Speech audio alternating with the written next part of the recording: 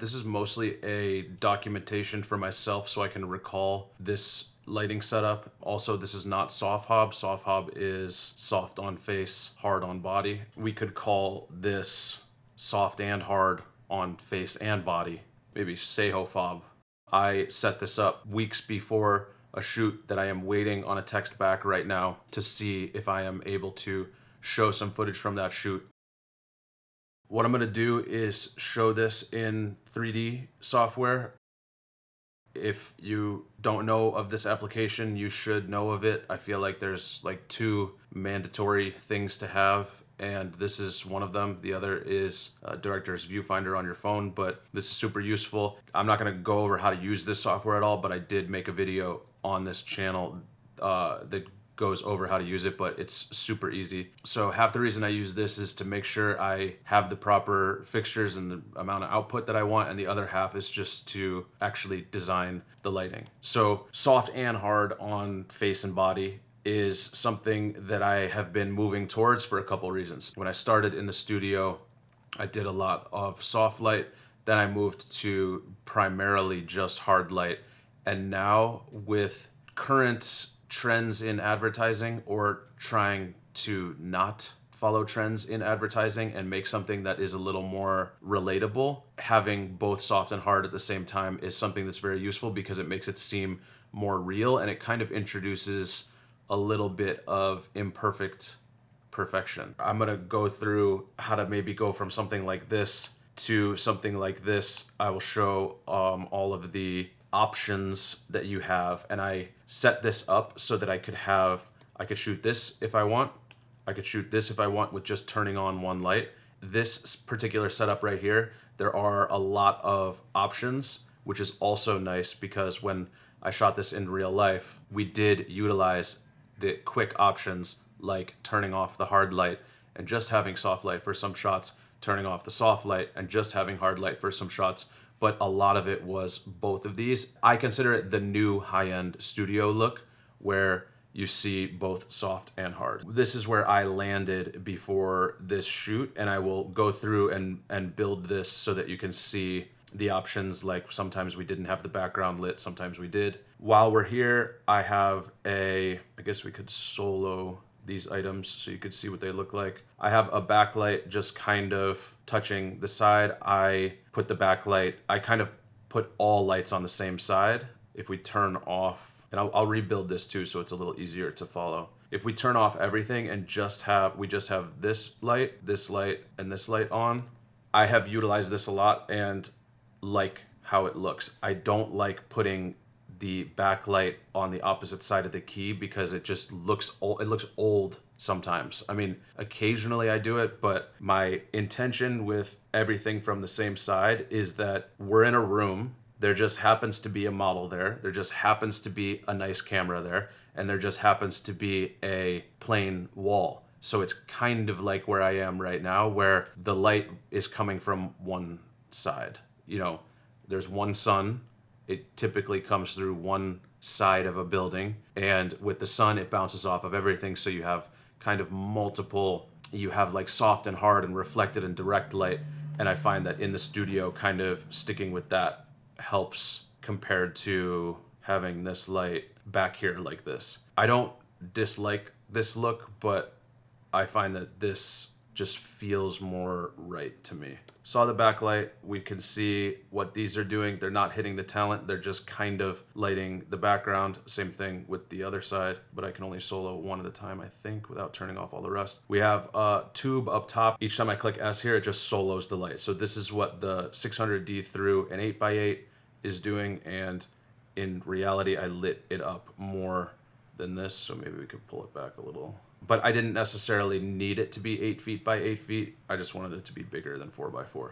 And then we can solo the hard light, and neither of these on their own at these intensities or camera exposure are properly exposed, but together they become properly exposed. And then the last thing I have here is just a slight fill that's barely doing anything. And I have V-flats here to keep this from influencing the back wall at all, or I just put one here to not have this ping the camera at all. So if I take these away, it's getting on the back wall and I didn't want that. And I just put this here for safety, so I don't think I used it.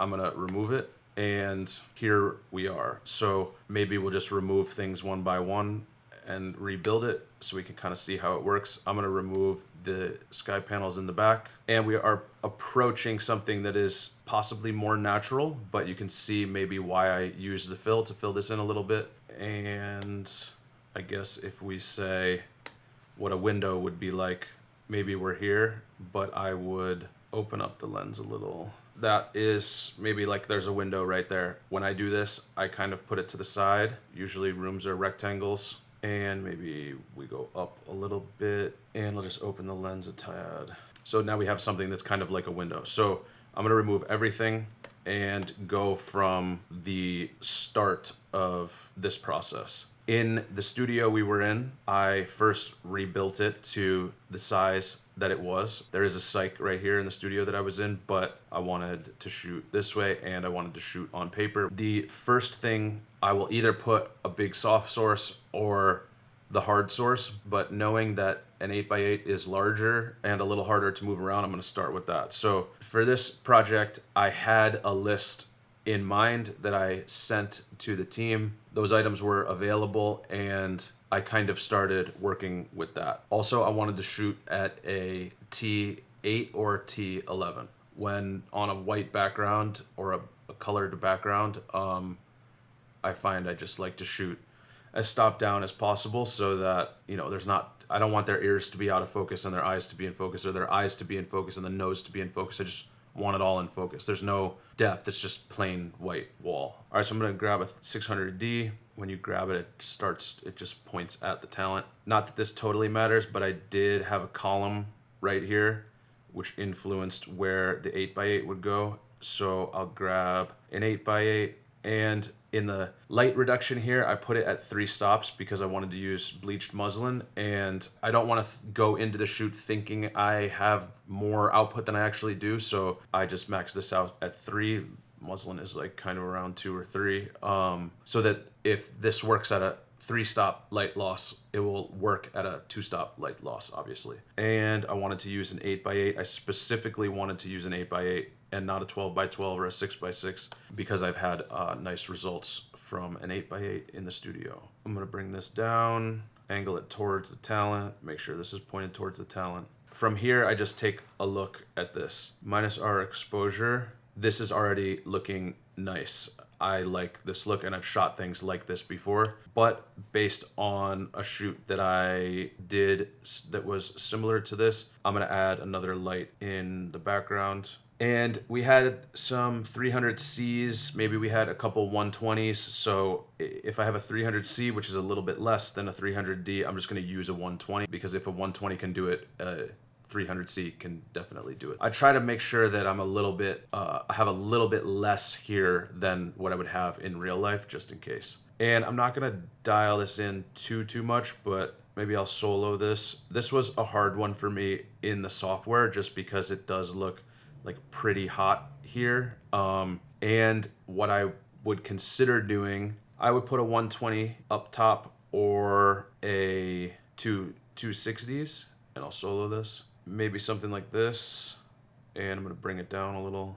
Yeah, I'm gonna save this just for future reference, but I knew I was gonna be moving around a lot in here, and I didn't want to get into rigging a SkyPanel 120C above over top. I guess even though I really like how it looks, could be a little further away from natural, and this could be a little closer to natural. So I elected to just keep this, but this sky panel up top does look good. So I'm gonna delete that for now, just because I did not go with that approach in our actual shoot. But what I did do was put a tube over top.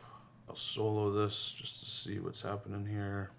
So now we're starting to look right. Also, I'm just gonna remove this just so that we can see better. A little bit easier setup than a sky panel. Tubes are easy, battery operated, and lightweight, and already this is looking nice. Mostly just to protect the client's desires or the director's desires, I will take a look at a bounce right here, even though I don't particularly like that, but it's good to be able to have it. So we can see that's with the bounce, that's without, and not rendered, but I do like without the bounce. I'll keep the bounce here, but I'm just gonna turn it off for now. The next part is where the magic happens and where you can really dial in something special. Before that, I want to talk about audio real quick. Audio is a music and sound effects platform that I use for all the YouTube videos on this channel, as well as some commercial work. There's two different plans that they have. One is a pro plan, $200 a year, but with the code below, you can get it for $59 for your first year. Unlimited music, unlimited sound effects, and AI tools like Link Match AI, where you can paste the link of a song from like YouTube or Spotify into audio, and it will return music that kind of sounds and feels like that song. A new thing called Hans, where you just type the mood that you're looking for or type what the footage looks like, and it will pull songs that AI feels is right for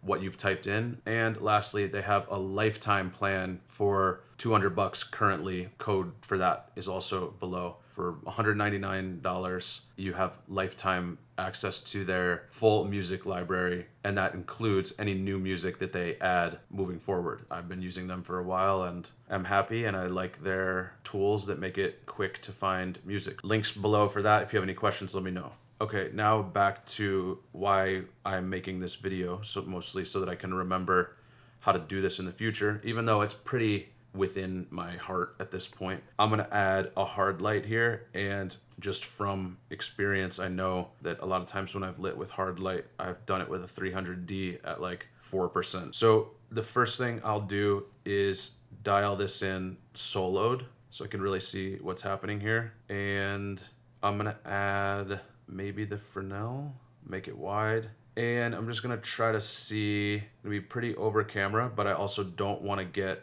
this shadow in here. So I'm gonna raise it up. I was specifically running into this problem, or run into it anytime I have a top light. So I will raise this light somewhere around there, might be all right. Might back it off a little. Yeah, there we go. And I will raise it up actually just to get that out. I think in reality I was a little bit closer, but here it feels a little bit better further away. Also, as mentioned, the outputs of these are accurate. So if I'm in this setup and I use all the same lights and I have the camera set to ISO 800 at a T6.3 and want this exact look right here, currently only the 300D is on at 9%. If I dial in all of those settings, it will look what this looks like, which is very useful. Okay, I'm gonna unsolo this and see what we have here. Now this is the interesting part of dialing these lights in. Soloed, we're only seeing this light, but with all the other lights on, obviously there's more exposure. So I'm gonna dial this down a little, maybe to here, let it sit and render for a moment. And I'm going to just stop down a little bit, and that actually looks pretty good. So I'll save this frame. Now what's happening here is all of the light is coming from the side, plus there's a couple additional elements that are not natural for a window, but feel natural and kind of look like what our memory of a sunny day in like a warehouse could feel like. That's why we have this top light up here and the backlight coming through. If we turn these off, we can see, not rendered, but the difference between these two, where this does feel a little dark around the edges and this feels more like approaching sunny day. This is where I start to get happy when I'm designing the lighting, where it lands on something that I'm like, this looks real life, but it also looks very nice. I'm gonna save this frame again, and I'm gonna turn off the hard light, and I'm gonna just raise our exposure a little bit via the ISO just to see, because there's no noise in the software. So we can see without the hard light and with the hard light. Especially for something skincare related or fashion related, having this hard light here from the front makes a more real image, as well as brings light to the front of the face without making the shape go away. We're still bright over here and dark over here, but if you compare these two, Granted, I do like this, and I think that there's definitely places for this, but if you're showing something for a brand where it's the clothing or the skin, lighting a big soft source from one side could maybe leave some to be desired with showing the texture of the skin or the texture of the clothing, or like just being able to see it. So when you introduce something more in the front that's hard light with the soft on the side, you still get the effect of seeing what you're trying to look at. So you get kind of like the best of both worlds here, where the soft source from the front can let you very easily see everything, but it's very flat. This has a source in the front that lets you see everything, but it's not flat. At this point, there's a couple different things that we can do. One, we are set up to be able to shoot soft only, which looks great. We're set up to shoot hard only, which I also love. And just by moving this around a little bit, I'll just show this side. There's a lot of different options there. And we are also set up for dialing in how dark the shadows are. So I'm going to say, let's triple this. Actually, I'll go more than triple. I'm going to bring this up quite a bit. And because this light is maxed out, I will adjust our camera exposure. And just to see what this is doing, I'll solo it so it is giving us some light. And I'll save this and we can see the difference. So this is just this 8x8. This is hard and soft, and this is harder light turned up. So somewhere in between here and here, I would land. This is a little too much because this is just approaching just hard light. This looks great. I'm gonna actually increase the star level on that. And then this just leaves a little bit more to be desired for this specific project that I was working on. So this is the one, and again, somewhere in between this and this is very useful. In addition to this, as a safety, something that you might want to have is the ability to control the background and the ability to have some bounce. So just so my list is proper, I will add back in, oh, we already have it in there actually. I'll add in this reflector and I'll just put a 120D. I'm gonna solo it. So it's soloed, and that's what the fill is getting us. Turn off the solo, and I would turn this way down. Solo it, turn it down, just to make sure we're not getting nothing. There's a tiny bit. So I'll save this. I'll save one with it off. With the fill, without the fill. I do prefer without, but sometimes you have to. Or you can just set it up and then slowly dim it down before you actually roll so that it goes back to where you want it. But be careful doing that. You gotta be either willing to take the risk or not. And then add some sky panels. In reality, what I ended up using, let's just do it how I did it. I think we had two 300s. I'm gonna put a softbox, make sure the grid is not on there, yes. And there were actually moments where throughout the day I would turn the softbox like this so that it would slightly hit talent, and it looked cool. It was getting the background and talent, and it was nice. Also, the whole thing we've been looking at right here is the talent looking basically straight at the camera. And I find a lot of times when people set things up or do lighting tests, if I was doing a lighting test on me right here, I might set this up and just look into the camera, like look at a monitor and look into the camera. That's just one of a million different positions that you might be capturing somebody in. So the magic kind of happens. I guess if it looks okay if they're looking into camera, that's cool, but a lot of times they're not going to be just looking into the camera, especially in narrative filmmaking. But going back to what I had before, I'm going to solo this, and it actually looks cool too. I'm just going to save that. That's another thing why I like using this software. Sometimes when I'm moving things around, I just see stuff that looks cool, save the frame, and can always go back to that diagram or that setup for anything down the line. In this software, oh, it does look cool in black and white as well. I will turn on false color, and I do this in the camera as well. I will get this to a point where it's even, back it out a little, maybe something like that. And then I'm gonna grab another one and I'm gonna solo this. So somewhere around there is okay. And I'm gonna turn off false color, make sure it's not hitting her. Also, screenshot. We did end up actually doing a couple silhouette shots where we went a little more than this, which is a video for another time, but the foundation of it was just lighting the back wall and not having the light hit the talent. I'll solo this, make sure it's not hitting her, and I'll unsolo it. So now we have control over the background. So we can be anywhere in between this level of exposure and very bright white. If you want to be darker than this, you would have to move everything but the background forward this way. That will kind of be left up to your location. You could also get a darker shade of the background. The set in 3D was built the same size as where we were working, and the setup that we used was what I used in here, maybe minus a light or two. But I go into the project and am able to tell the team, put this here and that here, and here's my computer. You can see what the diagram is. I send photos to the team before, one of the talent and one of how, like a shot of the setup. So you go in and there's no questions about what's happening. The only questions are, do we like how this backlight is hitting? Do we like how much fill or not fill there is? So I don't go into the studio without a plan, and this helps tremendously. So we have a couple shots here. As I mentioned, we have options. So in the beginning of the day, we actually started with this. So we started with a look to camera. We lit the background and then kind of pointed some lights. I think there was a tube right here, another harder light here so that it wasn't full silhouette.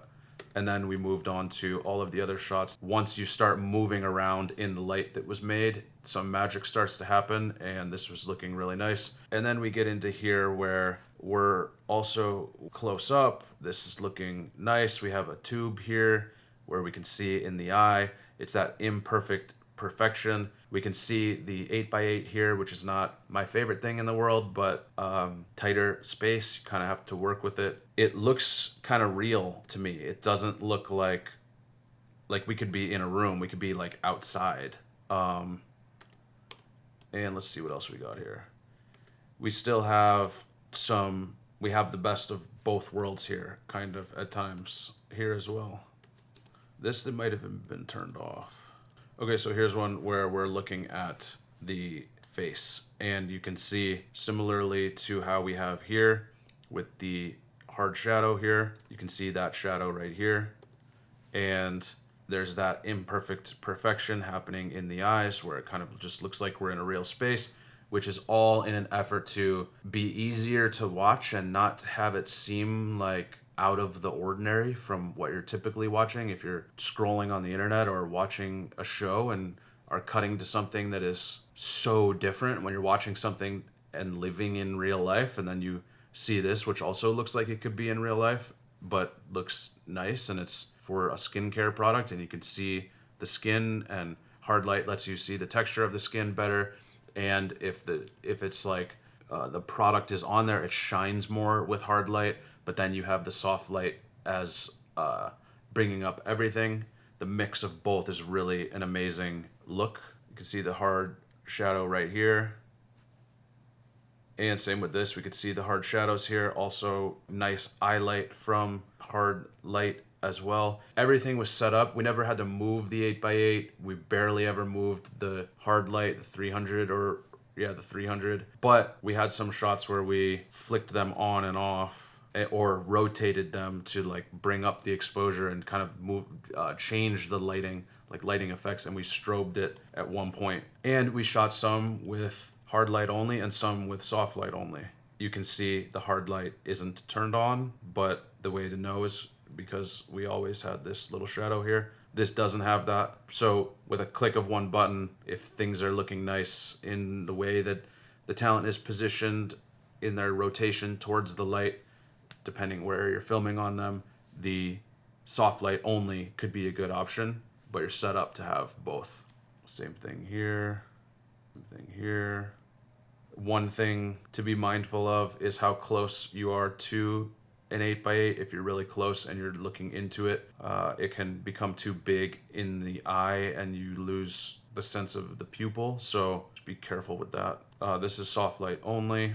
Then you've set yourself up for a nice world to work in where you have a lot of different options. You can change things, you get a good variety, and can live in between the world of this was made by a team and This is just a real life moment that was captured. And that is where a lot of things work out nicely in today's marketing world. All right, I think that's all I got. If you don't have F1, you should check it out. All of this footage has F1 on it, had F1 on the monitor. I now just have F1 on the monitors at all times, and it's amazing looking, and I love it. Also, a link for that below. Check it out. All right, peace.